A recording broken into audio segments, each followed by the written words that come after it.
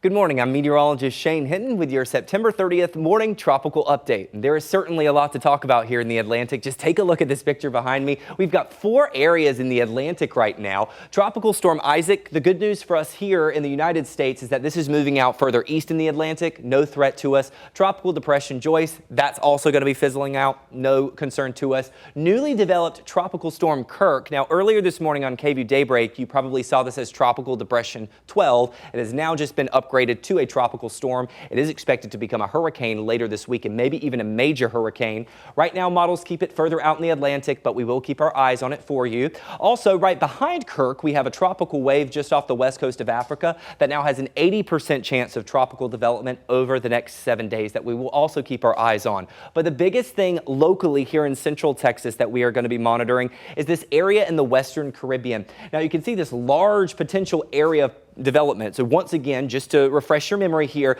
the area that you're seeing shaded here shows where a tropical system could form. So could it happen in the western Caribbean? Yes, sure. But likelihood right now by the forecast models is showing in the Gulf of Mexico.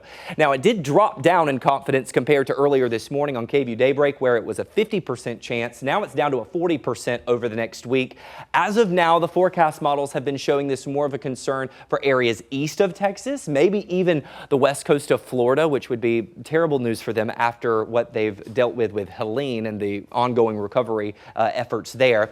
As you take a look at the rainfall outlook, you can kind of see where it's picking up on heavier tropical rain. So this is kind of the scale showing you the colors that are closer to the red, yellows, and oranges indicating heavier rainfall. You can see this little blip right here just off the west coast of Florida. I think personally this is where the models are averaging it out, kind of the heavier rainfall just off the west coast of Florida. Now locally here in central Texas, you can see we're trending mostly dry over the next 7 days, although we do have some rain chances starting to kind of scoot into the coastal plains. This could be from that possible tropical disturbance. It's kind of very messy before it gets its act together and pushes out toward the east a little bit. Just to refresh your memory on the name list, now that we have Kirk marked off here, the next names are going to be Leslie, Milton, and Nadine. We will continue to track the tropics for you here in the KVUE Weather Center, and we'll provide updates on air and online.